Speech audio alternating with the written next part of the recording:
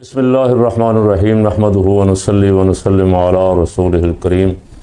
تمام دیکھنے اور سننے والوں کو السلام علیکم ورحمۃ اللہ وبرکاتہ۔ اللہ پاک حضور سید عالم صلی اللہ علیہ وسلم کی ساری امت کی خیر فرمائے۔ گزشتہ دنوں مولانا طاہر اشرفی صاحب چیئرمین پاکستان علماء کونسل اور پتہ نہیں کیا کیا تمغے ہیں ان کے پاس، میں تو سارے جانتا بھی نہیں ہوں، لندن تشریف لے گئے تھے۔ لندن تو ان کے گھر کی طرح ہے، آج سنا ہے کوئی پاسپورٹ بھی ان کے پاس ہے اور اسپیشل کاموں کے لیے دیا گیا ہے، واللہ عالم۔ لندن آزاد خیال لوگ زیادہ ان کے کو اتھے چڑھ جائے تو وہ اس کی اچھی بلی چھترول کر دیتے، اور ویسے ہی شاید پہلے ہی طاہر اشرفی صاحب سے شناسہ ہیں کہ کئی سالوں سے طاہر اشرفی صاحب پاکستان، حکومت پاکستان کی خدمت کر رہے ہیں۔ لوگوں کو ناراضگی ان سے ہے کہ دیکھیں جو حکومت آتی ہے اس کے ساتھ ہو جاتے ہیں۔ تو ہمارے ایک مولانا صاحب تھے، وہ بھی حکومت کے ساتھ جو بھی آتی تھی، میں نام نہ مولانا کا لوں گا نہ حکومت کا لوں گا، تو ان سے بھی کسی نے کہا کہ آپ پہلے فلاں وزیر اعظم تھا اس کے ساتھ تھے، اب فلاں آ گیا اس کے ساتھ بھی ہیں۔ تو انہوں نے کہا بھائی ہم تو حکومت کے ساتھ ہیں، لوگ بدلتے رہتے ہیں، ہم تو نہیں بدلتے۔ تو اشرفی صاحب بھی ہمیشہ وہیں رہتے ہیں جہاں اختیارات ہوں، اقتدار ہو، مال پانی ہو۔ تو انہیں کچھ لوگوں نے گھیر لیا اور کچھ سوالات کیے ان سے، اور میرا اپنا خیال یا اندازہ تو یہ تھا، وہ پہلی ویڈیو جو تھی وہ اشرفی صاحب نے خود بنوائی، خود ہی 4-5-7 بندے اکٹھے کیے اور ان سے کہہ کے ویڈیو بنائی، اور پھر اس میں انہوں نے فیلڈ مارشل کے بارے میں جو کچھ کہا، وہ پیغام اصل تو یہی دینا چاہتے تھے کہ دیکھیں صاحب، ہم پاکستان میں بھی ہوں، ہم لندن میں بھی ہوں، تو ہم غلام ہاتھ باندھ کے وہاں انہوں نے بڑا زوردار طریقے سے فرمایا کہ اللہ نے انہیں امت کا امام بنا دیا ہے، انہیں عزت دے دی ہے، آپ کیا کر سکتے ہیں۔ آپ بہرحال اس طرح کی باتیں کی۔ پھر اگلے دن کو وضاحت کی، اور اس وضاحت میں وہ جو سوالات کرنے والے تھے ان پہ الزام لگایا کہ یہ شرپسند پاکستان دشمن اور ختم نبوت، منکرین ختم نبوت ہیں، یہ ان جعلی اور سرکاری ملاؤں کے پاس بہت بڑا ہتھیار ہے۔ یہاں اسی بات کے ٹھیکیدار بنتے ہیں طاہر اشرفی صاحب کہ جناب یہ جو الزام لگا دیتے ہیں ہر ایک پہ ناموس رسالت کا نام لے کے، ختم نبوت کا نام لے کے، ہم اس کو روکنا چاہتے ہیں اور ہم اس کے سامنے بند باندھنا چاہتے ہیں، ہم قانون سازی کرنا چاہتے ہیں۔ تو اشرفی صاحب اب آپ اپنے آپ پہ آئی ہے تو آپ نے فوراً مسلمانوں کو، وہ جو میں نہیں جانتا وہ کون تھے، آپ نے تو ان کو کسی جماعت کے کھاتے میں بھی ڈالا اور ختم نبوت کا انکار کرنے والوں کے کھاتے میں بھی ڈالا۔ تو کیا آپ کو بعد میں یا یہ ویڈیو کلپ بھرتے ہوئے کچھ شرم آئی کہ آپ وہی کام کر رہے ہیں جس کے روکنے کے آپ دعوے دار ہیں؟ اور ویسے یہ کرنا بغیر پتہ ہونے کے کہ یہ بندہ کون ہے، اس پہ منکر ختم نبوت کا الزام لگانا، یہ کسی صورت بھی آپ کی جماعت کا یا پاکستان کا کوئی عالم بھی اسے درست سمجھتا ہے؟ اب میں نے پہلے بھی کئی واقعات تو ایسے کچھ لوگوں کے سن رکھے ہیں جو ختم نبوت کے ٹھیکیدار بنتے ہیں۔ کسی نے کہا فلاں بندہ یار بڑا خراب خطرناک آدمی ہے، اسے کہو جا کے بندے کا پتر بن جائے، نہیں تو ہم کہہ دیں گے قادیانی ہے، قادیانی ہونے کا فتویٰ لگا دیں گے۔ تو یہ لائسنس ان کے پاس ہے، طاہر اشرفی اور اس کے ساتھیوں کے پاس، یہ جس کو چاہیں ختم نبوت کا منکر قرار دے دیں، جس کو چاہیں عاشق رسول کہہ دیں۔ چند مہینے پہلے، ابھی یا 2 یا 3 سال کہہ لیں، 4 سال، اشرفی صاحب کی ویڈیو وائرل ہے، آپ نے دیکھی ہے، اگر یہ ہمارے کیمرہ مین آپ کو دکھا سکیں تو دیکھ لیں۔ خوشامد کیا کرنی، بڑھاپے میں آ گئے۔ میں اس عمران خان کو جانتا ہوں، उलमा, मेरे पास एक गवाही है, आपके सामने देना चाहता हूं। 27 की रात थी, बैतुल्लाह का जवार था, तहज्जुद का वक्त था, मैं और हजरत पीर साहब मौजूद थे जब बैतुल्लाह के जवार में इमरान खान ने अपनी तकरीर उठा के साइड पे रखी, जो वजारत खारजा ने लिख कर दी थी। सेक्रेटरी खारजा परेशान था कि हमने तो ज़ाब्ते और जो भी सारे डाल के दिए, ये क्या करने लगा है। इमरान खान का पहला जुमला ये था कि मेरी जिंदगी की ख्वाहिश थी। जनाब सदर साहब, क्योंकि हम आईनी गवाह हैं, ये इमरान खान का जुमला था कि मेरी जिंदगी की ख्वाहिश थी कि कभी मैं तुम 57 सरबराहों से मुखातिब हूं। इस्लामी दुनिया के 57 सरबराह बैठे थे, कहा मेरी ख्वाहिश थी मैं कभी तुमसे मुखातिब हो जाऊं और तुमसे एक गुजारिश करूं, एक अर्ज करूं, एक इल्तिजा करूं कि आओ आका की नामूस के लिए आलमी सतह पर कानून साजी करवाएं। अक़वाम मुत्तहिदा के अंदर, ओआईसी के अंदर, क्या वो इमरान खान किसी गुस्ताख रसूल, किसी कादियानी नवाज का हामी हो सकता है? और मेरे अजीजों, हम भी बाल सफेद हो गए। जो अक़वाम मुत्तहिदा में वो कह आया है, उसके बाद किसी और चीज की जरूरत नहीं है। उसने अक़वाम मुत्तहिदा में कह दिया, हम उस मोहम्मद अरबी सल्लल्लाहु अलैहि वसल्लम के मानने वाले हैं जो एक अल्लाह पे यकीन रखता है, अपनी जान तो कुर्बान कर सकते हैं, अपने कश्मीरी भाइयों को छोड़ नहीं सकते। इसके बाद मैं आखिरी बात कह के खत्म करना चाहता हूं। गालियां देना, तोहमतें लगाना, अफवाहें फैलाना, बदजुबानी करना, ये मुनाफिकों और अबू जहल के मानने वालों का काम है।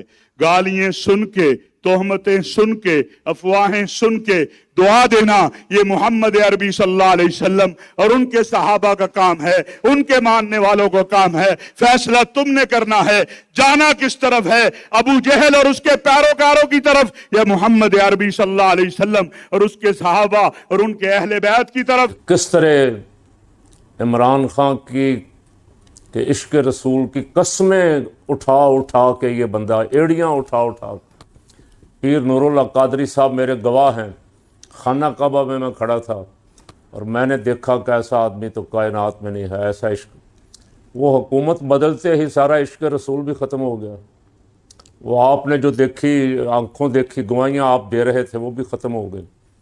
अब जो आए हैं उनकी गवाहियाँ भी आप दे रहे हैं, बड़ी लंबी चौड़ी ऊंची छोड़ रहे हैं, और कल जो और आएगा उसकी भी आप गवाहियाँ देंगे। कुछ शर्म करें। उलमा की को आबरू पहले ही बहुत ख़राब हो गई। उलमा आपस में लड़ लड़ के एक दूसरे पे फतवेबाजी कर कर के, कुफर के फतवे लगा लगा के आवाम की नज़रों में बहुत नीचे चले गए। कभी इनका वक़ार था, कभी इनकी आबरू थी। ये बोलते थे तो हुक्मरानों की टांगें कांपती थीं। हुक्मरान डरते थे कि कोई ऐसा काम ना कर बैठे जो शरीयत के ख़िलाफ़ हो, वरना उलमा खड़े हो जाएंगे। अब तो वो उलमा सारे कब्रों में चले गए। अब तो फतवा देने वाले इल्ला माशाल्लाह चंद एक को छोड़ के पूछ के देते हैं कि साहब ये फतवा हम देने लगे हैं, ठीक है, आपकी मर्ज़ी के ख़िलाफ़ तो नहीं है। यहाँ ट्रांसजेंडर पता नहीं क्या था, वो मुझे भूल ही गया, हमने उस पर क्लिप भरा था एक, और निस्वा बिल, और अभी ख़बरें मिल रही हैं कि यहाँ को पंजाब असम्बली में भी बिल मंजूर हुआ। ऐसे ऐसे शरीयत के खिलाफ, शरीयत का खुल्लम खुल्ला मजाक उड़ाया जा रहा है, कोई बोल ही नहीं रहा। खामोशी है, चारों तरफ सन्नाटा। पता नहीं वो अहले हक जो थे वो किधर चले गए। कभी कभी उलमा मुख्तलिफ मसालिक के, ये नहीं मैं किसी एक की बात नहीं करता, बोलते थे, मैदान में निकलते थे, कोई कन्वेंशन करते थे हुक्मरानों के इन काले करतूतों के ख़िलाफ़, कोई ललकारते थे उनको निकल के। अब तो चारों तरफ उनका डंका बज रहा है। जो टाउट हैं, जो यहाँ भी, लंदन में भी, सऊदीया में भी, जहाँ भी हों, उन्हें अपना हक़ ग़ुलामी अदा करना है। बड़े बड़े ओहदों पे बड़े खुश हैं कि हमें फ़लाँ ओहदा मिल गया, कोई मशीर बना हुआ, कोई वज़ीर बना हुआ, कोई कुछ कमेटियों के चेयरमैन बने हुए हैं। काश ये बड़े बड़े ओहदों पे, बड़ी बड़ी सीटों पे बैठने वाले, बड़े बड़े नामों वाले, बड़े बड़े अलकाबात वाले कोई हक़ के लिए बोलें, اپنی ذات پہ الزام آئے تو جو مرضی، کسی کو قادیانی قرار دے دیں، کسی کو منکر ختم نبوت کہہ دیں، کسی کو غدار وطن کہہ دیں، کسی کو پاکستان کی ریاست کا مخالف کہہ دیں، جو منہ میں آئے۔ خوف خدا اور شرم نبی یہ بھی نہیں وہ بھی نہیں، اس سے عاری ہو کے یہ سوچے بغیر کہ یہ ہمارے جو ہم کام غلامی والے کر رہے ہیں، اس کا وبال جو ہے کتنا بڑا وبال پڑے گا، ساری امت پہ پڑے گا۔ سب علماء کو لوگ اسی نظر سے دیکھیں گے۔ علماء حق آہستہ آہستہ حضرت قائد ملت اسلامیہ مولانا شاہ احمد نورانی رحمۃ اللہ علیہ کی طرح اٹھتے جا رہے ہیں۔ مجاہد ملت مولانا محمد عبدالستار خان نیازی رحمۃ اللہ علیہ، جن کی انہی دنوں میں برسی ہے، وہ ساری زندگی میدان میں رہے اور کلمہ حق کہتے رہے، خواہ اوپر بیٹھنے والا ایوب خان ہو، کالا باغ ہو، بھٹو ہو، کوئی ہو، ضیاء الحق ہو، اور کبھی انہوں نے کسی کی پرواہ نہیں کی، کلمہ حق کہا اور حکمرانوں کے منہ پہ بھی کہا۔ مجھے یاد ہے ایک دفعہ حضرت قائد ملت اسلامیہ مولانا شاہ احمد نورانی رحمۃ اللہ علیہ نظام مصطفیٰ صلی اللہ علیہ وسلم کی تحریک چل رہی تھی 77، ایک سرکاری مولانا صاحب کوثر نیازی صاحب آئے ہوئے تھے، وزیر تھے اس وقت مذہبی امور کے، اور وزیر اطلاعات بھی تھے، لاہور آئے ہوئے تھے۔ ظاہر ہے جو اوقاف کے علماء تھے، یا 25,000 والے آج کہہ لیں آپ، ان کو بلایا تھا، وہ بیٹھے ہوئے تھے۔ تو اس وقت صرف پی ٹی وی ہوتا تھا، پی ٹی وی خبر نامے میں دکھایا کہ مولانا کوثر نیازی نے علماء کرام سے خطاب کرتے ہوئے یہ کہا کہ یہ شر پسند ہیں، یہ فساد پھیلا رہے ہیں، یہ نظام مصطفیٰ کے جھوٹے دعوے دار، اس طرح کی لمبی چوڑی پریس کانفرنس تھی۔ اور ایک مولانا صاحب جو سرکاری تھے وہ بیٹھے ہوئے تھے اگلی صاحب میں۔ اگلے دن اچھا رات وہ خبر نامہ چونکہ اس پی ٹی وی پہ تھا، مولانا نے بھی خبر نامہ دیکھا۔ اگلے دن مولانا رحمۃ اللہ علیہ لاہور والے دفتر میں تھے، تو کچھ علماء کرام ملنے کے لیے آ گئے، ان میں وہ مولانا بھی تھے جو رات کوثر نیازی کے پاس بیٹھے ہوئے تھے۔ تو مولانا نے ان سے فرمایا، مولانا شاہ احمد نورانی نے، کہ آپ کو شرم نہیں آتی؟ ادھر نظام مصطفیٰ کی تحریک چل رہی ہے، حکومت اسے کچلنا چاہتی ہے، اور آپ سرکاری میٹنگوں میں بھی شریک ہوتے ہیں، ہمارے پاس بھی آ جاتے ہیں، چلیے اٹھیے یہاں سے اپنا کام کیجیے جا۔ یہ تھا مولانا کا رویہ حکومتوں کے ٹاؤٹوں کے ساتھ۔ اور بارہا دفعہ دیکھا کہ پریس کانفرنس میں وہ فوراً پہچان لیتے تھے یہ کسی ایجنسی کا، آپ اٹھیے، آپ کس اخبار سے ہیں؟ جو میں تو ویسے، اچھا اٹھیے باہر تشریف لے جائیے۔ تو مولانا رحمۃ اللہ علیہ ہمیشہ حکومتوں سے فاصلے پہ رہے، اسی لیے تاکہ کلمہ حق کہنے میں کوئی رکاوٹ نہ آئے، ہمیشہ حق کہا۔ اور ان کو یاد ہے جو پرانے لوگ ہیں، وہ پرانے آہستہ آہستہ اٹھتے جاتے ہیں، بہت تھوڑے رہ گئے، اور جو تھوڑے رہ گئے ہیں ان میں سے بھی بہت تھوڑے حق بول رہے ہیں، اور بہت سارے اپنے اپنے گروہ، اپنے اپنے گروپ، اپنے اپنے مفاد پرستی کے لیے حق کو باطل کے ساتھ، باطل کو حق کے ساتھ ملانے کی کوشش کرتے ہیں۔ مولانا شاہ احمد نورانی رحمۃ اللہ علیہ کے کارکن جو ہیں، ان کے خادم جو ہیں، ان کے تربیت یافتہ جو ہیں، وہ ذرا دل پہ ہاتھ رکھ کے اپنے آپ سے سوال کریں، یہ جملہ کس نے کہا تھا یہ دونوں کھوٹے سکے ہیں؟ وہ دونوں کھوٹے سکے اس وقت کون کون سے تھے؟ بے نظیر اور نواز شریف۔ آج آپ محبت کا دم بھی بھریں اور مولانا شاہ احمد نورانی کی محبت کا دم بھی بھریں اور بادشاہوں کی غلامی بھی کریں۔ علماء حق کی ہمیشہ حضرت صاحب بہت عزت اور تعظیم کرتے تھے، بہت احترام کرتے تھے، اور جو سرکاری اور درباری بڑے بڑے کلگیوں والے بھی ہوں، ان کی حضرت کی نظر میں ٹکے کی حیثیت نہیں تھی۔ ایک دن مجھے ایک اخبار حضرت نے دکھایا، شاید کراچی میں دفتر میں بیٹھا ہوا تھا، حضرت صاحب رحمۃ اللہ علیہ کے ورلڈ اسلامک مشن کے دفتر میں اخبار دکھایا، ایک تصویر تھی، اس میں ڈی سی صاحب کی صدارت میں تمام مکاتب فکر کے علماء بیٹھے ہوئے تھے، बरेलवी भी थे, देवबंदी भी थे, अहले हदीस भी थे, अहले तशय्यो भी थे।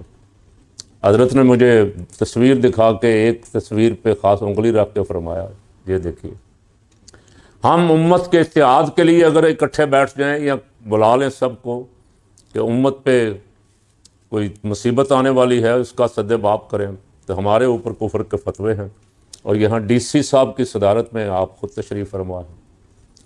तो मौलाना रहमतुल्लाह सारी ज़िंदगी सैयदना इमाम आज़म अबू हनीफ़ा रहमतुल्लाह अलैह और इमाम अहमद बिन हम्बल और इमाम रब्बानी हज़रत मुजद्दिद अल-फ़सानी की तरह सरकारी दरबारी मुल्लाओं से दूर रहे और बादशाहों के शर से भी बचने के लिए उनके दरबार में जाने से भी हमेशा दूर रहे।